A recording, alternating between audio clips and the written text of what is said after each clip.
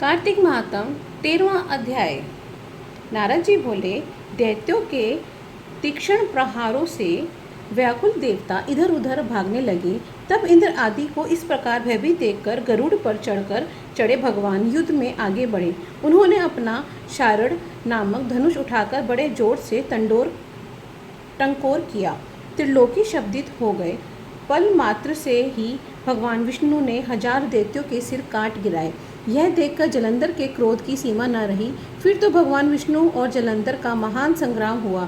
बाणों से आकाश भर गया। लोग आश्चर्य करने लगे। भगवान विष्णु ने अपने बाणों के वेग से उस दैत्य की ध्वजा, छत्र और धनुष बाण काट डाले तथा एक बाण से उसकी छाती में प्रहार किया। इससे व्यथित हो उसे अपनी प्रचंड गदा उठा गरुड़ के मस्तक पर दे मारी। गरुड़ पृथ्वी पर गिर पड़ा। साथ ही क्रोध से उस दैत्य ने होठ काटे और भगवान विष्णु की छाती में एक तीक्ष्ण बाण मारा। इसके उत्तर में भगवान विष्णु ने उनकी गदा काट दी और अपना शारड़ धनुष पर बाण चढ़ाकर उसका विंधना पर प्रारंभ किया। जलंधर भी उन पर अपने पैने बाण बरसाने लगा। उसी समय जलंधर ने भगवान विष्णु को कई पैने बाण मारकर वैष्णव धनुष को काट दिया। धनुष कट जाने पर भगवान ने गदा ग्रहण कर ली और शीघ्र ही जलंधर को खींचकर मारी भी। परंतु उस अग्निवक्त अमोघ गदा की मार से भी वह चलायमान न हुआ और मंदोमद हाथी के समान उसे यानी गधा की मार को फूल की माला ही जाना। साथ ही उस युद्ध दुर्मद ने अत्यंत ही क्रुद्ध होकर एक अग्निमुख त्रिशूल उठाकर विष्णु को छोड़ दिया।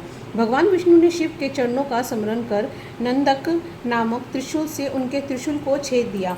जलंधर ने झटक कर भगवान विष्णु की छाती में एक मुष्टिक मारा। उसके उत्तर में भगवान विष्णु ने उन्हें उसकी छाती पर उनकी मुष्टिका का प्रहार किया। फिर दोनों घुटने टेककर बाहों और मुष्टिकों से बाहु युद्ध करने लगे। कितनी ही देर तक भगवान विष्णु उसके साथ युद्ध करते रहे। वह कुछ श्रमित से हो गए। तब सर्वश्रेष्ठ मायावी भगवान उस दैत्यों के से मेघ वाणी में बोले, हे रण दुर्मम दैत्य शेठ, तू धन्य है जो इस महायुद्ध में इतने बड़े बड़े आयुधों से भी भयभीत न हुआ। तेरे इस युद्ध से मैं बड़ा प्रसन्न हूँ। तू जो चाहे मांग, मैं अद्य वास्तु भी आज तुझको दे दूंगा। मायावी भगवान विष्णु की ऐसी वाणी सुनकर जलंधर ने कहा, हे भावुक, यदि आप मुझसे प्रसन्न हैं तो आप यह वर दीजिए कि आप मेरी बहन के साथ तथा अपने सारे कुटुंबियों सहित मेरे घर पर निवास करेंगे।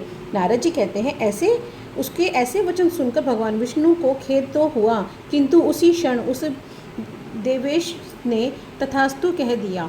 अब भगवान विष्णु सब देवताओं के साथ जलंधर में जाकर निवास करने लगे। जलंधर अपनी बहन लक्ष्मी और देवताओं सहित भगवान विष्णु को वहां पाकर बड़ा प्रसन्न हुआ।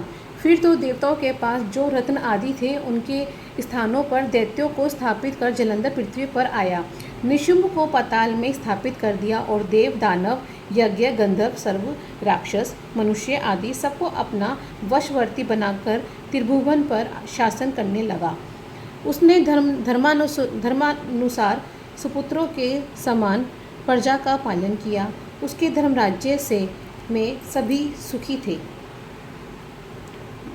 बोल कार्तिक महात्म की जय। 13वां अध्याय संपूर्ण।